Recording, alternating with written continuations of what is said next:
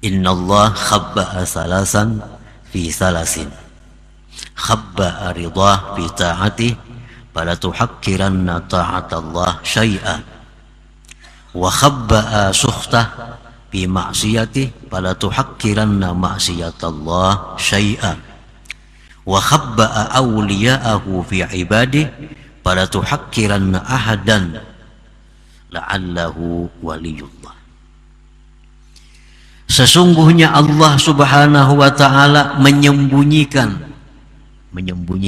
tiga hal dalam tiga perkara. Pertama, Allah menyembunyikan keridhaannya di dalam taat. Allah menyembunyikan keridhaannya di dalam taat.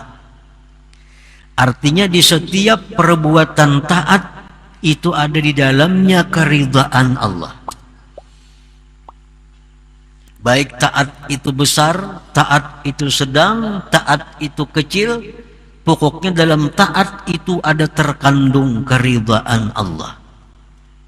Maka janganlah kamu merimihkan suatu taat kepada Allah, karena di situ ada keridhaannya.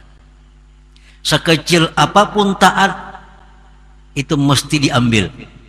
Artinya jangan dianggap remeh satu taat walaupun kecil, karena di dalamnya itu ada ridha Allah, keridhaan Allah subhanahu wa ta'ala. Jadi jangan meremehkan perbuatan taat, jangan meremehkan sesuatu yang diperintah oleh Allah, karena di situ terkandung keridhaan Allah subhanahu wa ta'ala. Misalnya ada duit 1.000 rupiah. Duit 1.000 rupiah ini kita anggap kecil karena ada banyak manfaatnya. Tetapi duit 1.000 rupiah kalau kita sumbangkan, kalau kita sedekahkan, nah dalam duit 1.000 rupiah itu ada keridhaan Allah. Jangan anggap remeh lagi duit 1.000 yang telah disedekahkan itu. Duit 1.000 yang disedekahkan itu jauh lebih berarti daripada puluhan miliar yang ada di deposito kita.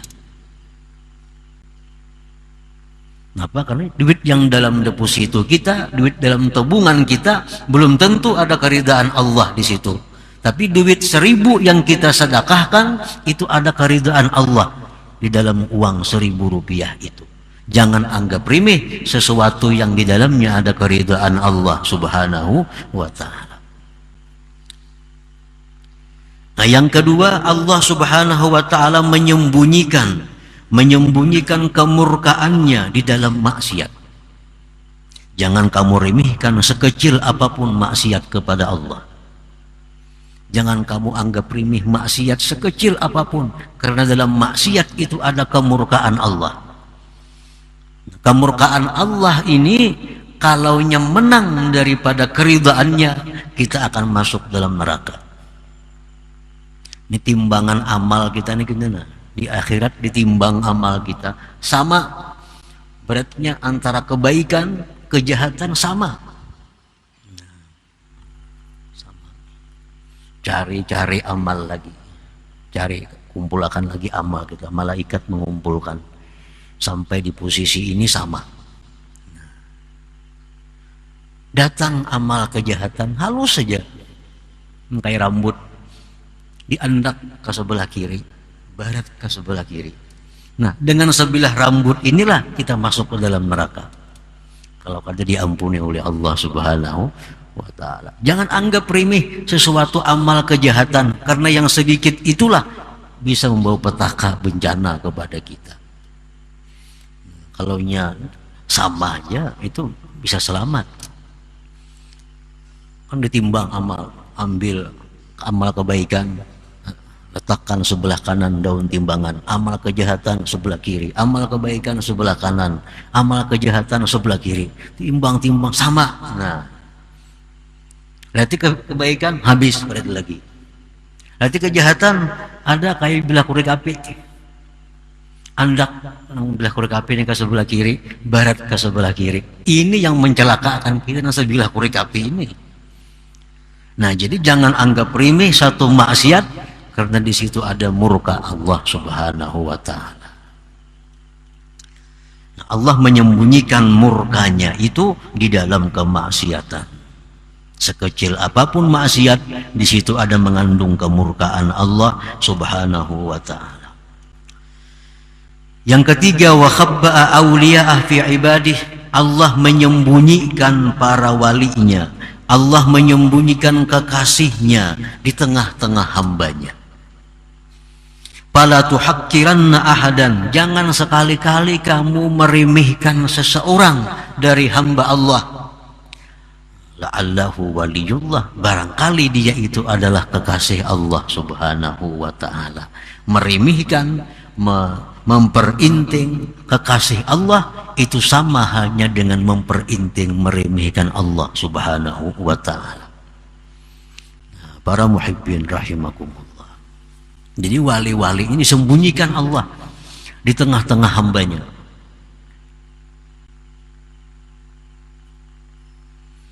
Nah kemudian para ulama ada menjelaskan lagi kepada kita beberapa tanda-tanda, beberapa alamat-alamat yang ini mengarahkan kita kepada orang itu sebagai kekasih Allah. Kan jangan kamu remehkan hamba Allah, karena di situ ada wali-walinya. Siapa tahu yang kamu remehkan itu adalah waliullah, maka engkau akan binasa. Nah, ada tanda-tanda yang mengarahkan kita bahwa itu makin mendekati waliullah. Makin mendekati, bukan memastikan. Disebutkan dalam kitab Al-Ilmun Nibras, ini alamat-alamat yang mengarahkan bahwa itu ada kemungkinan hamba Allah itu seorang walinya. Nah, disebutkan di dalam kitab itu, apabila pada diri seorang hamba itu ada salah satu di antara tiga, maka orang ini bisa kita i'tikadkan bahwa orang ini adalah orang yang mulia di sisi Allah. Artinya kalau orang ini ada tanda-tanda di antara tiga ini makin kita hati-hati dengan orang itu, karena siapa tahu orang ini adalah kekasih Allah Subhanahu wa ta'ala. Yang pertama tandanya itu adalah orang ini dimuliakan, dihormati oleh ulama-ulama ahlil ilmul batin. Ala ayyi sifatin kan. Nah, orang ini dimuliakan, dihormati oleh para ulama-ulama ahli ilmu batin.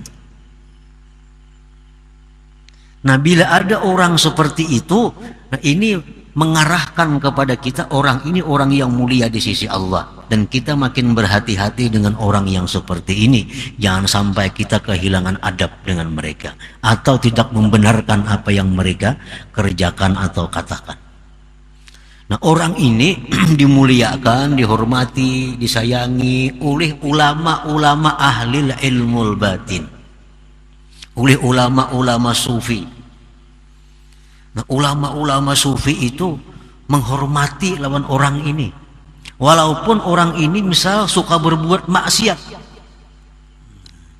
Ini ada orang ini kelihatan suka berbuat maksiat, tapi ulama-ulama ahli ilmu batin menghormatinya. Nah, kita hati-hati dengan orang itu. Yang kedua, ulama-ulama ahlul batin tidak ada yang menghormati orang ini. Tetapi orang ini orang yang kuat dalam agamanya, dan pada dirinya ada timbul hal-hal yang menyalahi adat. Walaupun orang ini kadang-kadang mau melakukan maksiat yang zahir. Nah, ini orang ini mengarah juga kepada orang yang dimuliakan Allah. Ini orang berpendidikan agama, orang ini beragama kuat. Pada dirinya tuh ada timbul kadang-kadang hal-hal yang menyalahi adat atau karamat lah. Tapi orang ini mau melakukan dosa-dosa yang zahir. Nah, orang ini pun orang yang mesti kita hati-hati dengan orang ini. Artinya mesti beradab dan mempercayai mereka. Yang ketiga, orang ini kada punya karamat. Orang ini kada diakui oleh ulama-ulama. Tapi orang ini kada pernah kita lihat, kita dengar berbuat satu kemaksiatan. Ulama-ulama kada mengakuinya. Karamat kada juga timbul pada dirinya. Cuma kita tahu orang itu kada biasa, kita dengar, kita lihat berbuat maksiat. Nah, kita hati-hati jauh dengan orang ini. Karena siapa tahu orang ini adalah kekasih Allah Subhanahu wa ta'ala. Nah, para muhibbin rahimakumullah. Qala ba'du sufiyah wan nasu fil awliya ala arba'ati aqsam. Bermula manusia itu dalam hal menyikapi para wali Allah terbagi 4 macam.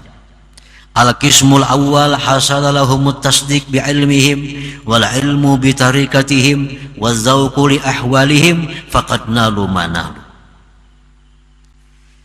Manusia yang pertama yang menyikapi para aulia Allah, mereka ini, manusia ini membenarkan dengan wali-wali Allah.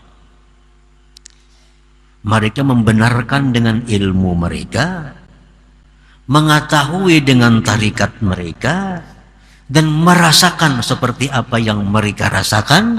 Maka ini manusia adalah sudah tergolong golongan mereka.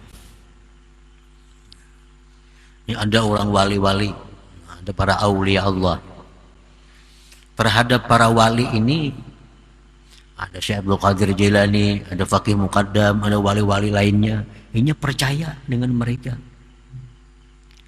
Dan inya mengetahui tarikat mereka itu. Dan inya pun merasakan seperti apa yang mereka rasakan. Nah, ini orang sudah jelas termasuk golongan mereka. Inya percaya dengan apa yang diucapkan oleh Faqih Muqaddam. Dia tahu tarikat apa Faqih Muqaddam itu, dan ia pun bisa merasakan dengan apa yang dirasakan oleh Faqih Muqaddam. Nah, ini orang sudah masuk dalam golongan Faqih Muqaddam. Itu pertama. Al-qismus tsani, bagian yang kedua di antara manusia, hasala lahumut tasdiq wal ilmul mazkur duna dzauq. Dia mempercayai para waliullah.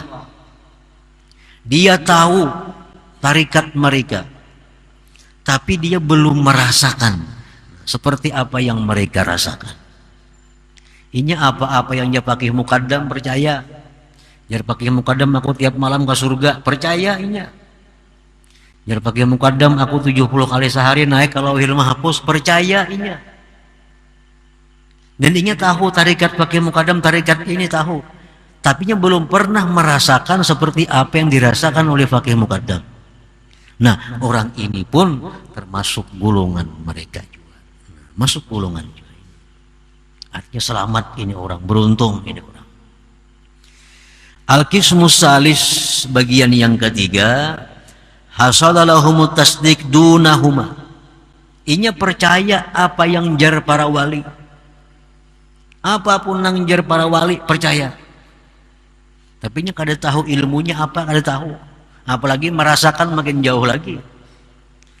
Jar Faqih Muqaddam bila orang ka ini, inya akan ka ini, inya percaya. Jar wali ini siapa nama macam ini percaya. Jar Faqih, jar seorang wali malam tadi aku ke Makkah, subuh ini datang, percaya. Nah, ilmunya kada tahu apa, kada tahu ilmunya. Tarikatnya apa, kada tahu. Merasakan makin lagi, cuma modal percaya. Nah, golongan yang ketiga ini faqad sa'idu wa nalu barakatahum. Ini beruntung dan dapat syafaat berkat mereka para wali-wali itu. Al-qismur rabi, bagian yang keempat, lam yahsul lahum minas salasah syai'un. Nah, bagian keempat ini orang yang kada percaya dengan karamat-karamat wali itu. Kada percaya, apalagi merasakan, apalagi mengetahui tarikatnya. Ini kada percaya. Apa yang ada dalam kitab-kitab manaqib bahwa si wali ini dia sehari semalaman bisa keliling dunia, ini ada percaya, bahkan mungkin ada masuk akal jadinya itu. Ada kisah-kisah para wali, ini kada percaya. Nah, orang seperti ini percaya kada, mengetahui tarikat mereka kada, merasakan apa yang mereka rasakan kada juga. Hadza yuhramu barakatahum, ini orang dicegah berkah mereka. Kada akan dapat berkah mereka. Wa qala syuyukh, dan berkata para syekh, wa yukhsha alaihi su'ul khatimah, dikhawatirkan atas orang ini meninggal dalam su'ul khatimah. Kada mempercayai. Jar Abdul Qadir Jailani, Syekh Abdul Qadir, siapa yang mengamalkan amalanku mati ke surga. Aku udah percaya itu. Jangan Nabi mendakan aku percaya, ujarnya umpamanya nih. Ini orang dikhawatirkan kena matinya dalam keadaan su'ul khatimah. Kada percaya dengan kekasih Allah sama dengan kada percaya dengan Allah Subhanahu wa ta'ala. Nah, para muhibbin rahimakumullah. Nah, jadi kesimpulannya bahwa para wali-wali Allah itu dilindungi oleh Allah, ditutupi oleh Allah, kada diketahui oleh makhluknya. Kada diketahui. Bisa Allah beritahu makhluknya ini bahwa si A itu wali Allah, dengan maksud orang ini jadi mulia bila mana dia membenarkan dan beradab. Dan orang yang diberitahu Allah bahwa orang itu waliullah, dia bisa celaka kalau dia tidak percaya